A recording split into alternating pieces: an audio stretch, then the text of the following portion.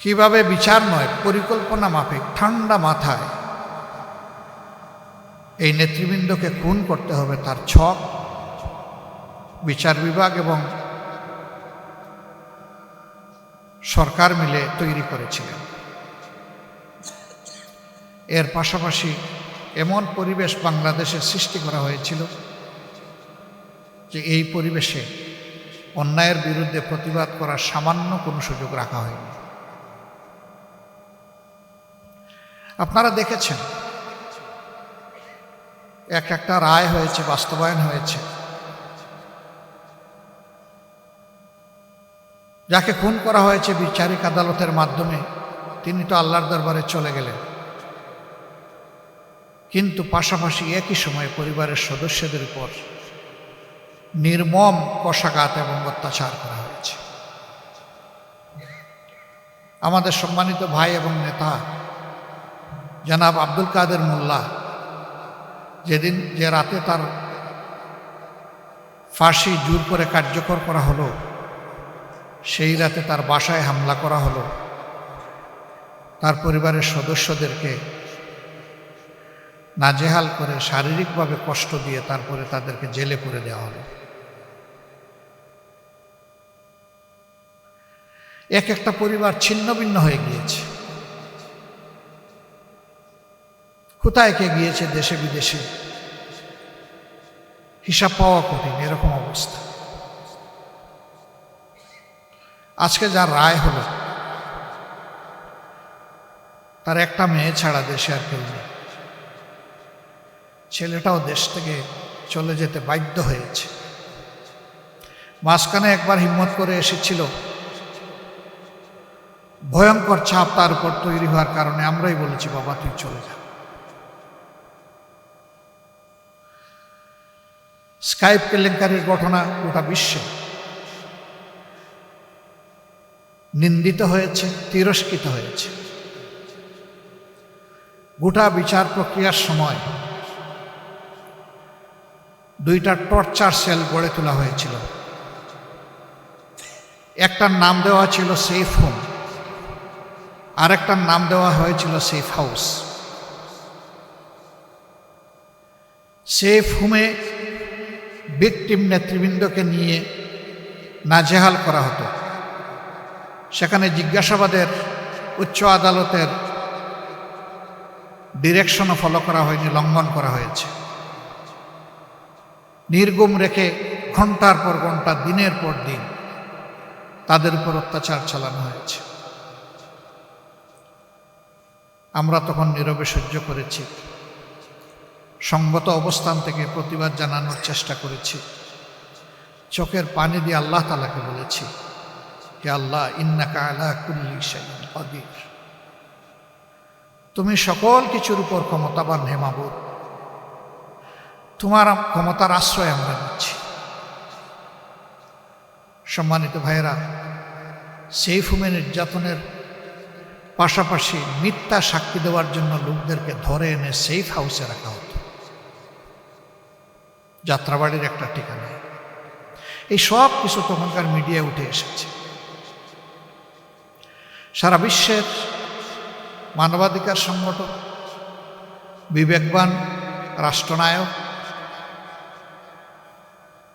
মানুষের পক্ষ থেকে এই বিচার প্রক্রিয়ার নিন্দা জ্ঞাপন করা হয়েছে। স্পেশাল এনভয় পাঠিয়ে তাদেরকে স্বচ্ছ বিচারের জন্য অনেক পরামর্শ দেওয়া হয়েছে, কোনো কিছুই কানে তুলে, কারণ তারা জানত স্বচ্ছ বিচার হলে খুন করা যাবে না। কারোই কথা তারা শোনে না। হ্যাঁ, আমাদের নেতৃবৃন্দ চলে গেছে, সেই নেতৃবৃন্দকে হয়তো এ দুনিয়া আমরা পাবো না। আল্লাহ তাআলার দরবারে দোয়া করি আদালতে আখেরাতে একই সাথে যেন আমাদের হাসর হয়। সম্মানিত ভাইয়েরা, আমাদের প্রিয় নেতৃবৃন্দ এবং আমরা এই দেশকে ভালোবাসি, তারা ভালোবাসত। ভালোবাসার জায়গা থেকে তারা চেষ্টা করেছেন দেশের মানুষের জন্য ভালো কিছু করার। তাদের সবটুকু যোগ্যতা উজাড় করে বাংলাদেশে সুস্থ ধারার রাজনীতির প্রবর্তন তারা করতে চেয়েছিলেন।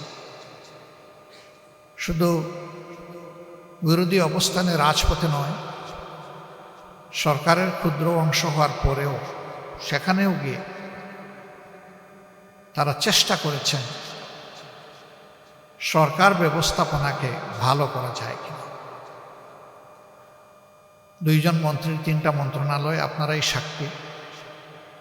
আল্লাহ তাআলা এই বান্দাদেরকে বিশেষভাবে সাহায্য করেছিলেন। তারা সততা এবং স্মার্টনেসের সাথে পুরা সময় জুড়ে তারা তাদের দায়িত্ব পালন করে এক বিরল প্রমাণ বাংলাদেশের জনগণের জন্য রেখে গেছে। সততার নজিরবিহীন উদাহরণ তারা রেখে গেছে। আমরা আশা করি তাদের এই অবদান জাতিকে অনুপ্রাণিত করবে যুগের পর যুগ, শতাব্দীর পর শতাব্দী, ইনশাআল্লাহ।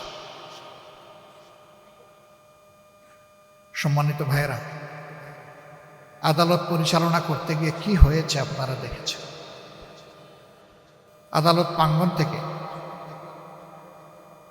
যে পরিবারের মানুষকে খুনের অভিযোগে নেতৃবৃন্দের ট্রায়াল চলছে, সেই পরিবারের কারো সাক্ষ্য নেওয়া হয়, বরঞ্চ এক ভাই সাক্ষ্য দিতে এসেছিলেন,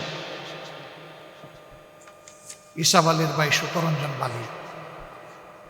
তাকে আদালত প্রাঙ্গণ থেকে অপহরণ করা হয়েছে, সরকারি বাহিনী অপহরণ করেছে, নির্যাতন করে ভারতের মাটিতে নিয়ে ফেলে এসেছে। জেল কেটে কষ্ট করে দীর্ঘদিন পর তিনি ফিরে এসেছেন। আল্লামা দিলওয়ার হোসেন সাঈদী, তিনি শুধু জামাতে ইসলামী সম্পদ ছিলেন না, তিনি শুধু বাংলাদেশের মানুষের সম্পদ ছিলেন না, তিনি ছিলেন বিশ্বের বিশ্বাসী মানুষের সম্পদ। তার সাথে কি আচরণ করা হয়েছে আপনারা দেখেছেন। তার এই মামলার ব্যাপারে সঠিক কথাটা বলতে সাহস করে সুতরঞ্জন বালি এসেছিল, কিন্তু আইনজীবীর গাড়ির দরজা খুলে সেখান থেকে তাকে কিডন্যাপ করে নিয়ে যাওয়া। এর আগে বাংলাদেশের আদালতে জীবনও কখনো এটা করে।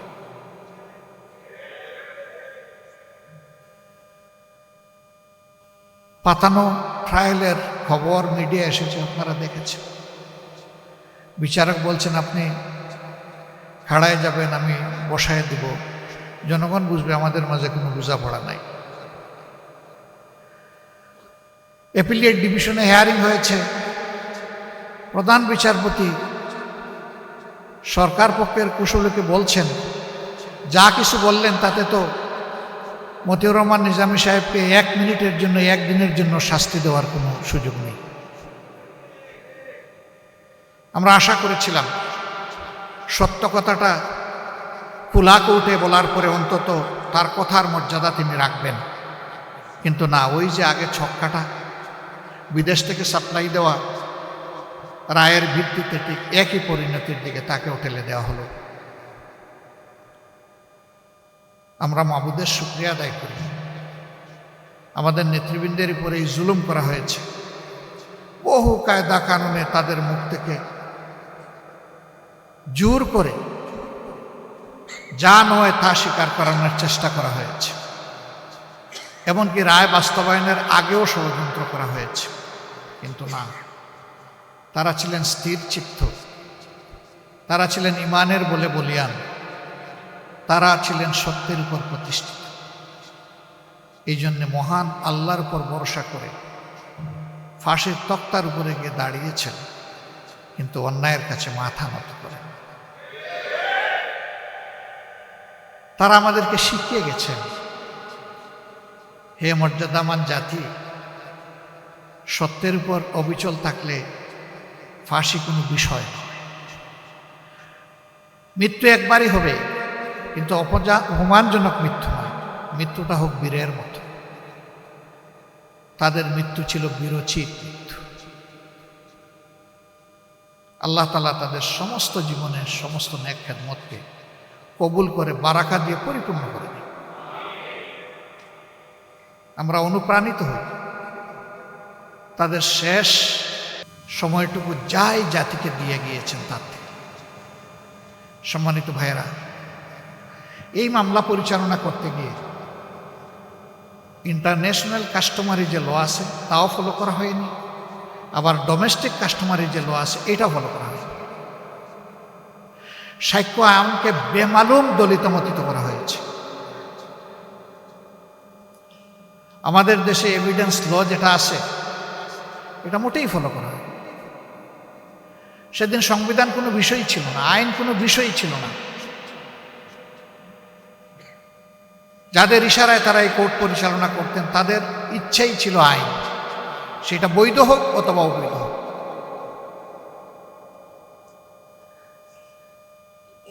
এই তাণ্ডব চালানো হয়েছে, যার কারণে এই ধরনের একটা মামলা বাংলাদেশের, এই মামলার একটা মামলা ব্রিটেনে পরিচালিত হয়েছে। ব্রিটেনের উচ্চ আদালত তাদের রায়ে বলেছে এই মামলাগুলা ছিল, বিচারের নামে এই প্রহসন ছিল just genocide of the justice. বিচারকে গণহত্যা করা হয়েছে। তারা কিলিং অফ দ্য জাস্টিস বলে নাই, কারণ সিঙ্গেল কেস হইলে বলতো কিলিং, কিন্তু এখানে ছিল একাধিক case. A good number of good people been killed. এই জন্যই তারা বলেছে ইট ওয়াজ এ জেনোসাইড টু জাস্টিস। এটা বাংলাদেশের কোর্ট বলেনি, আলহামদুলিল্লাহ। আজকে বাংলাদেশের কোর্ট তাই বলেছে তাদের রায়ের মাধ্যমে। আমরা আমাদের সমস্ত নেতৃবৃন্দ যাদেরকে খুন করা হয়েছে এই রায়ের মাধ্যমে তাদেরকে আরেকবার গভীর শ্রদ্ধার সাথে স্মরণ করছি। অধ্যাপক গোলাম আজম রাহিমাহুল্লাহ, শেখ আবুল কালাম মোহাম্মদ ইউসুফ রাহিমাহুল্লাহ, শহীদ আমিরে জামাত মৌলানা মতিউর রহমান নিজামী রাহিমাহুল্লাহ, শহীদ সেক্রেটারি জেনারেল আলী আহসান মোহাম্মদ মুজাহিদ রাহিমাহুল্লাহ, শহীদ কামারুজ্জামান রাহিমাহুল্লাহ, শহীদ আব্দুল কাদের মোল্লা রাহিমাহুল্লাহ, আল্লামা দিলদার হোসেন সাইদি রাহিমাহুল্লাহ, আব্দুল খালিক মন্ডল রাহিমাহুল্লাহ, মৌলানা আব্দুল সুবহান রাহিমাহুল্লাহ, মীর কাসিম আলী রাহিমাহুল্লাহ, তাদের সবাইকে আমরা গভীর শ্রদ্ধার সাথে স্মরণ করছি। আপনাদেরকে দুনিয়া থেকে সরানো হয়েছে, আমাদের বুক থেকে কখনো সরানো যাবে না ইনশাআল্লাহ।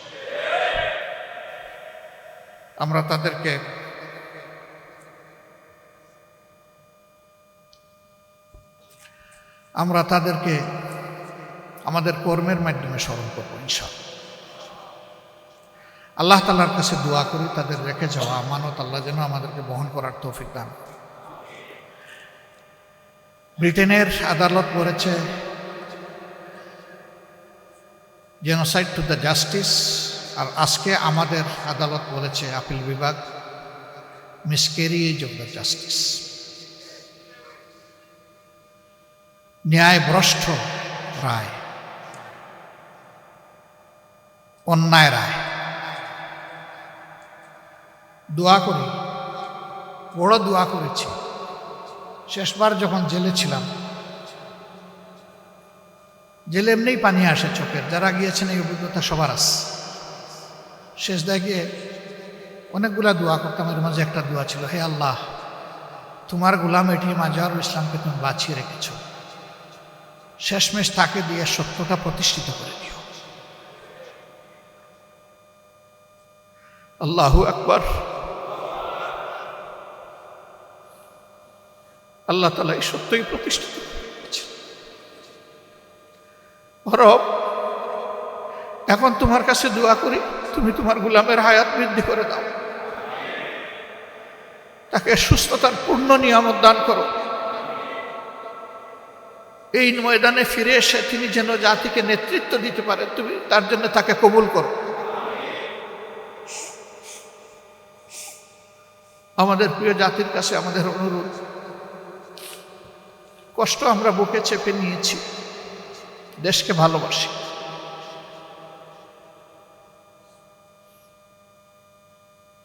আমরা প্রতিশোধ নেইনি, আপনারা দেখেছেন, কিন্তু আমরা ন্যায় বিচার চাই।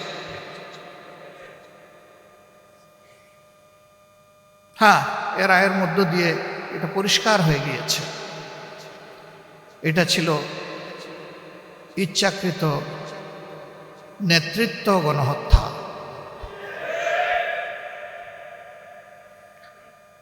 দায়িত্বশীল নেতা ঘরে ঘরে জন্মায় না, প্রতিদিন জন্মায় না, এটা আল্লাহর দান।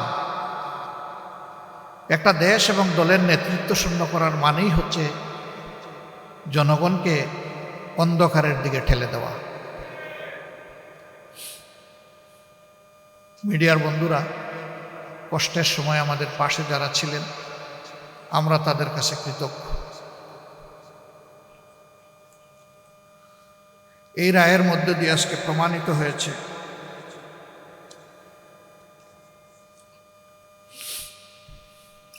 সত্যকে চেপে রাখা যায় না। সত্য মেঘের আড়াল ভেদ করে আলোর ঝলক নিয়ে আসে। সেই সত্যটাই আজকে আল্লাহ আমাদেরকে দেখাবে। আল্লাহু আকবার কাবীরা, আলহামদুলিল্লাহ কাসীরান, সুবহানাল্লাহি বুকরাতাম ওয়া আসীলা। হে আল্লাহ, তুমি বাংলাদেশের জনগণের জন্য আমাদেরকে কবুল করো। এই দুনিয়ার আয়েশ আরাম, ভোগ বিলাস, পদ পদবী, নেতৃত্বের বাহাদুরি নয়। আমরা ভালোবাসার প্রিয় জনগণের জন্য ভালো কিছু করতে চাই। তুমি আমাদেরকে এই তৌফিকটা আল্লাহ দান করো। আপনাদের মাধ্যমে প্রিয় দেশবাসীর কাছে আমাদের আহ্বান, অনুরোধ, আমাদের বিপদ ঘাড়ে নিয়েও আমরা চেষ্টা করেছি পুরা সময় জুড়ে দেশবাসীর বিপদে পাশে থাকা। এমনকি ফ্যাসিস্ট সরকার বিদায় নেওয়ার পরেও আমরা চেষ্টা করেছি আমাদের গর্বের শহীদ পরিবার, আহত পঙ্গু ভাই বোনদের পাশে থাকা। কিন্তু আমরা এটা বিশ্বাস করি যে আমরা আমাদের পুরা কর্তব্য আদায় করতে পারিনি, আমাদের অনেক সীমাবদ্ধতার কারণে। একসময় আমাদেরকে করতেই দেওয়া হতো না, এখন অনেক সীমাবদ্ধতা আমাদের আছে। আপনারা আমাদেরকে ক্ষমা করবেন।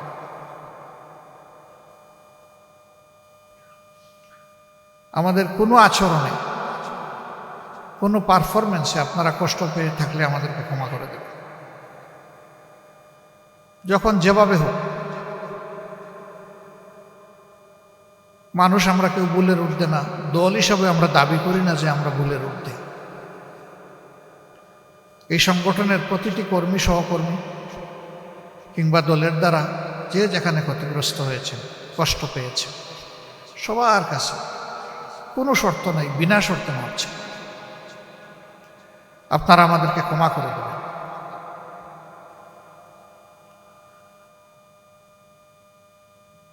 সম্মানিত সাংবাদিক বন্ধুগণ,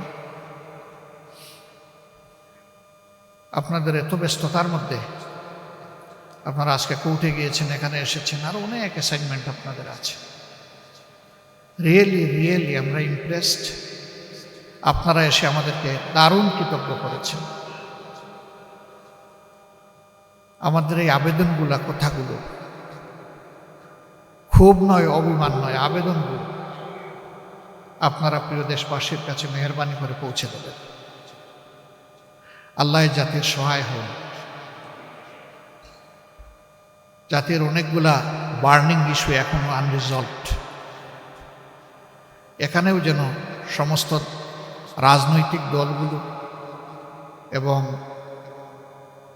যারা সংশ্লিষ্ট অংশীজন দেশকে ভালোবাসে, সর্বোচ্চ অগ্রাধিকার জনগণের স্বার্থকে দিয়ে আমরা যেন সবাই ভূমিকা পালন করতে পারি। আল্লাহ আমাদেরকে তৌফিক দান করুন।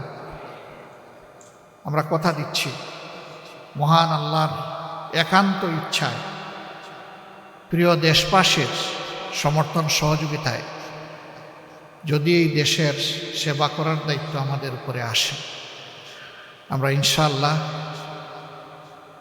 প্রতিশোধের রাজনীতির অবসান ঘটাবো। বৈষম্যের রাজনীতির অবসান ইনশাল্লাহ ঘটাবো এবং সমাজ থেকে বৈষম্য দূর করার জন্য প্রিয় জনগণকে সাথে নিয়ে আমাদের সবটুকু উজাড় করে আমরা চেষ্টা করব। পাশাপাশি আমরা চাইব আমাদের সমাজ দুর্নীতিমুক্ত হোক, দুঃশাসন মুক্ত হোক, অপরাধ মুক্ত হোক, বৈষম্য মুক্ত হোক, কল্যাণধর্মী সমাজ হোক, মানবিক সমাজ হোক। সেই সমাজ পরিগঠনে আপনাদের সাহচর্য, বন্ধুত্ব, ভালোবাসা, সমর্থন, দোয়া আমরা কামনা করি। আল্লাহ তাআলা আমাদের দেশবাসীকে হেফাজত করুন, প্রিয় দেশকে হেফাজত করুন। এই দেশের স্বাধীনতা এবং সার্বভৌমত্বকে আল্লাহ তাআলা অক্ষুণ্ণ রাখুন। সবাই মিলেমিশে একটা সোনালী সমাজ যেন নির্মাণ করতে পারি, আল্লাহ তাআলা এই দেশের মানুষকে সাহায্য করুন। আপনাদের সকলকে আরেকবার ধন্যবাদ, গভীর কৃতজ্ঞতা। আসসালামু আলাইকুম ওয়া রাহমাতুল্লাহ। আসসালামু আলাইকুম ওয়া রাহমাতুল্লাহ। আলহামদুলিল্লাহি রাব্বিল আলামিন ওয়াসসালাতু ওয়াসসালামু আলা রাসূলিহিল কারীম ওয়া আলা আলিহি ওয়া সাহবিহি ওয়া আহলি বাইতি আজমাইন।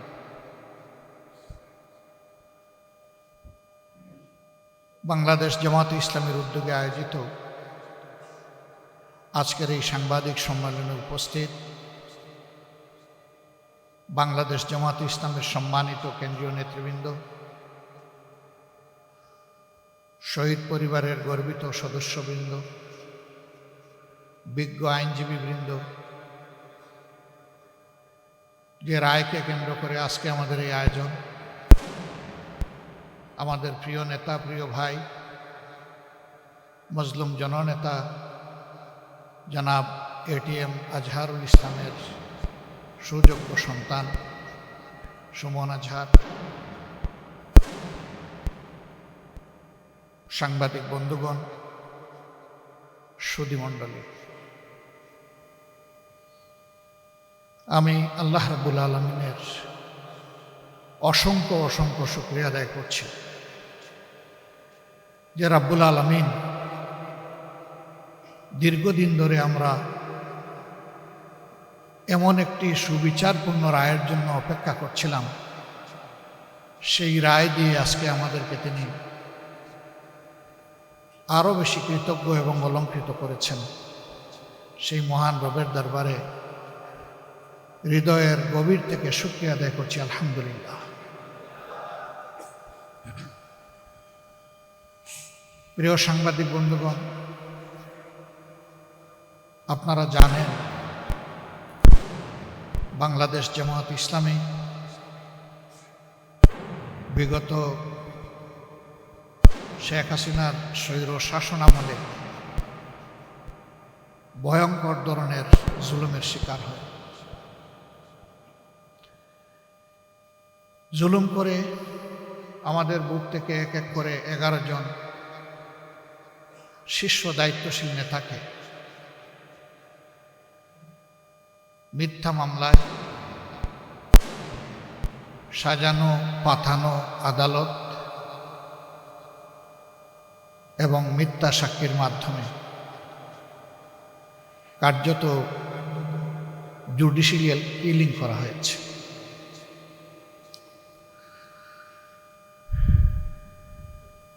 যে জায়গায় বসে আজকে আমি কথা বলছি, দীর্ঘদিন আপনারা এমন একটি অবস্থানে যাদেরকে বসতে দেখেছেন, যাদের মুখের কথা শুনেছেন, কার্যত তাদের একজন ছাড়া দুনিয়া থেকে সবাইকে নির্মমভাবে বিদায় করে দেওয়া হয়েছে। আমি সেই সমস্ত পরম শ্রদ্ধেয় নেতৃবৃন্দ এবং তাদের যে সমস্ত সহকর্মীদেরকে অন্যায়ের প্রতিবাদ করায় নির্মমভাবে খুন করা হয়েছে, মহান রবের দরবারে কাতর কণ্ঠে তাদের জন্য আমি শাহাদতের সর্বোচ্চ দরজা আমি কামনা করছি। তার পাশাপাশি স্বৈর শাসন আমলে বিভিন্ন রাজনৈতিক ধর্মীয় সংগঠনের, সামাজিক সংগঠনের, মিডিয়ার কর্মীবৃন্দ এবং সাধারণ প্রতিবাদী জনগণ যাদেরকে নির্মমভাবে খুন করা হয়েছে, বিশেষ করে 24-এর গণবিপ্লবের সময় যাদেরকে হত্যা করা হয়েছে, আল্লাহ তাআলার দরবারে দোয়া করি আল্লাহ তাদেরকেও শহীদ হিসাবে কবুল করুন। এই সকল শহীদ পরিবারের সম্মানিত সদস্যবৃন্দের প্রতি আমাদের সীমাহীন ভালোবাসা, শ্রদ্ধা এবং কৃতজ্ঞতা। মহান রবের দরবারে দোয়া করি তিনি যেন তাদেরকে এর উত্তম বদলা দুনিয়া এবং আখিরাত দুই জায়গায় দান, এবং শহীদদের সাথে আল্লাহ তাআলা তাদেরকেও যেন পরম মায়ার ঠিকানা জান্নাতের জন্য কবুল করেন। আমরা যারা তাদের দায়িত্ব কাঁধে নিয়ে আমাদের যোগ্যতার সীমাহীন ঘাটতি থাকা সত্ত্বেও এগিয়ে চলার চেষ্টা করছি, আল্লাহ তাআলা তার কুদরতি হাত দিয়ে এই জাতি এবং দ্বীনের খেদমতের জন্য আমাদেরকে কবুল করুন। আপনারা জেনেছেন ইতিমধ্যেই আজকে বাংলাদেশের সর্বোচ্চ আদালতের সুপ্রিম কোর্টের পূর্ণাঙ্গ বেঞ্চ আমাদের রিভিউ আবেদন শুনানির পর তার রায় আজকে ঘোষণা করেছে। এই রায়ে আমাদের সম্মানিত মজলুম নেতা এবং ভাই জনাব আজহারুল ইসলামের বিরুদ্ধে আনীত সকল অভিযোগ থেকে তাকে খালাস দেওয়া হয়েছে। আলহামদুলিল্লাহ রাব্বিল আলামিন।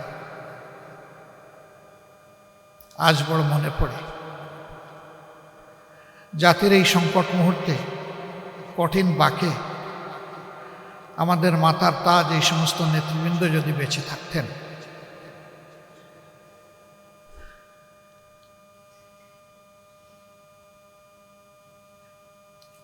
তারা তাদের প্রজ্ঞা, দূরদর্শিতা, অভিজ্ঞতা দিয়ে এই জাতিকে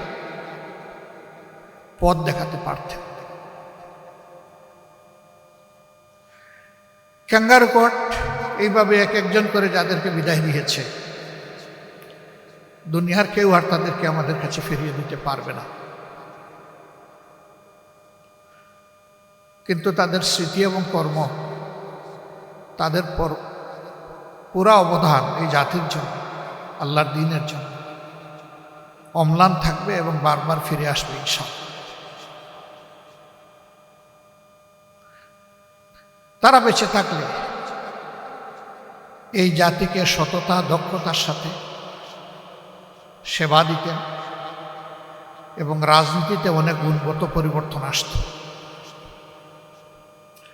মহান আল্লাহ তাআলার দরবারে দোয়া করি আল্লাহ তাআলা তার এই সমস্ত নেক বান্দাদের ঘাটতি যেন আমাদেরকে পূরণ করে দেন। প্রিয় সম্মানিত ভাইয়েরা, এই মামলাগুলা পরিচালনা করতে গিয়ে সীমাহীন জালিয়াতির আশ্রয় নেওয়া হয়েছে। কিভাবে আশ্রয় নেওয়া হয়েছে? এককালীন প্রধান বিচারপতি এস.কে. সিনহা তার লেখা নিজের বইয়ে তিনি তার অপরাধ স্বীকার করেনি তা তুলে ধরেছেন।